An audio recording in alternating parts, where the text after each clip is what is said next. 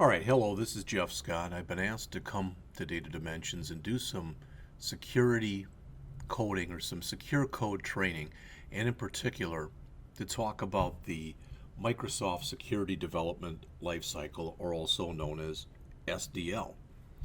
And as we get started here, I wanted to mention, because this is a great starting point, a great jumping off point, so to speak. As it says, there's a series of 7 short PDF/Word documents that you can find on the SDL. And I'm just going to open, I'm not even sure exactly where this one brings me, but there it is.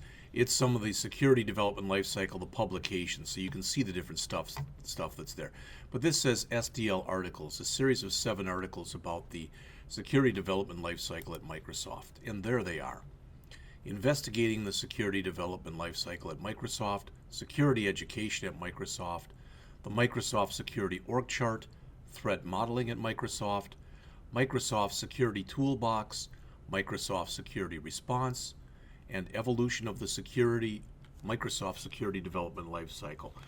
So the idea behind this talk right now, which literally will probably be around 10 minutes long, is to just introduce you to the security development lifecycle. By what I've done is I've gone through all 7 of these articles and saved them and pulled out a few points that I think are relevant in there. So like I said, it's a series of about 20 PowerPoint slides.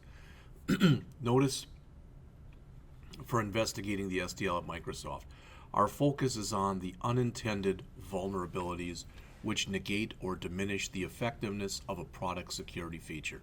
So the idea is to find errors in code, anything that could result in a less secure product, and to find it as early in the process as is possible.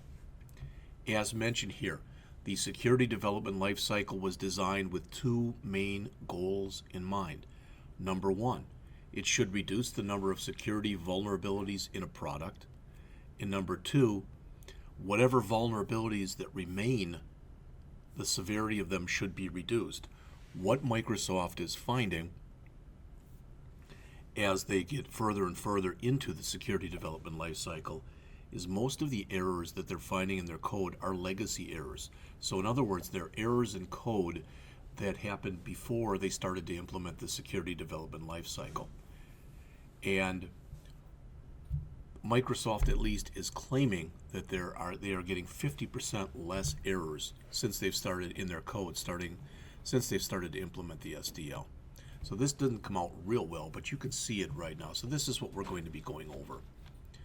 Some of the core training, the requirements, which are analyze security and privacy risk and define your quality gates, design, which is on threat modeling and attack surface analysis, ASA, implementation, specify the tools, talk about the band functions, talk about static analysis, verification, where we'll get into different types of fuzz testing, verifying our threat models and our attack surface again, release, where we talk a little bit about the response plan, final security review, and then finally response, where you execute your incident response plan. So, as mentioned here, every developer who works on a Microsoft product is required to attend formal security training. The next 3 slides just show some of the stuff that's involved in this. Intro to the SDL, security testing, threat modeling, security design, security bugs in detail,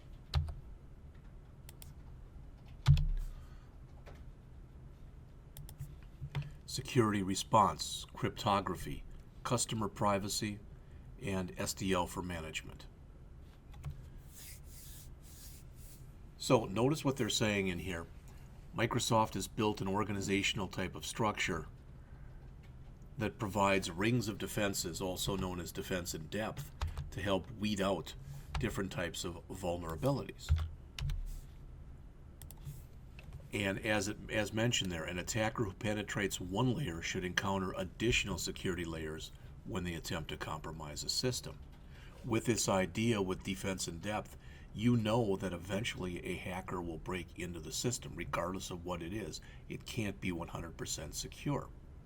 So one of the things that you do is you threat model at the beginning of the project. So you sit down and you figure out, the probably the basic entry and exit points that a hacker could come in to your system and get out of your system. As it says, it's used to detect design issues that could result in product vulnerabilities. And it should be done several times throughout the product life cycle. At the beginning, because it's simpler and cheaper to fix errors the earlier you find them. At the middle, to make sure that the threat model's up to date. And at the end, before you release it to the customers. You can do this in two ways. As mentioned here, you often start with brainstorming. After that, you create a series of what are called DFDs, or data flow diagrams. And those diagrams can be compared against Microsoft's STRIDE model.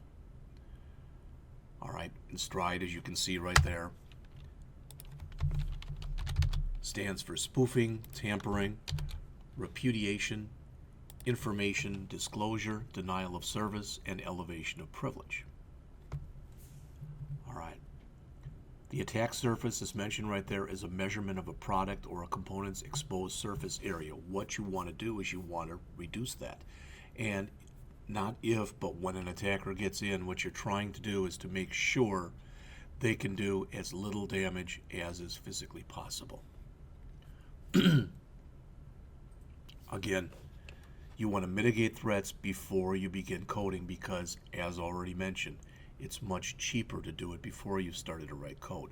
The worst time that you can do it is after you've already released a product, because then you have to add software patches, you have to update your documentation, so you get developers involved, designers possibly involved, testers are involved, the customers involved, etc. Now, Microsoft, as mentioned here, relies heavily on different types of code analysis tools to help them identify and remove different types of vulnerabilities, such as static analysis tools. Now, you can see here, I'm not going to read any of this, but static analysis tools are good for finding a lot of different kinds of coding errors. And most static analysis tools are also automated. So you can run them in the background and look at your results later, print out reports, etc. from them.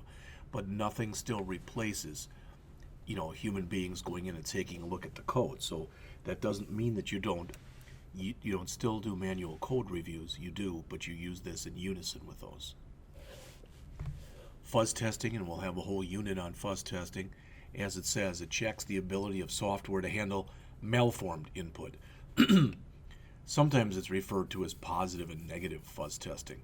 And the idea with positive fuzz testing is you give your software expected outputs just to verify that it indeed works the way it should.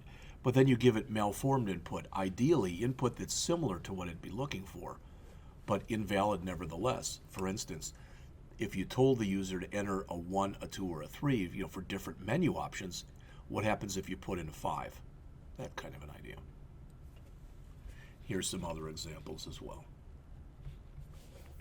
So, as mentioned, Microsoft produces a large number of software products, and they have this Security Response Center, the MSRC, and that provides a clearinghouse. So the idea is when vulnerabilities are found, they're sent there, and they kind of keep a warehouse of all the different vulnerabilities or potential vulnerabilities for any product. Because what you find over time is if you have a certain vulnerability in one product, chances are it'll cascade and work its way down in a similar way through other products. So as mentioned here, and this is the last couple slides, the SDL is a methodology that Microsoft uses to reduce the number of vulnerabilities in its product and the severity of the remaining vulnerabilities. It's now going on close to 15 years old, and it's updated twice a year to incorporate Microsoft best practices. As it says here, some of the drivers of change. Well, threat modeling gets to be better and better all the time. Microsoft recently came out with a threat modeling tool 2016. We'll have a unit on that and a demo on that. The emergence and again evolution of fuzz testing, the evolution of static analysis. As mentioned here, whenever possible, Microsoft security team tries to take a proactive approach. All right. If the SDL is working, you should be able to prove that it's working with less errors that you find in your code. So again, this is what we've been looking at. We'll go over all this stuff, some in more depth and breadth of coverage than others. And that's it.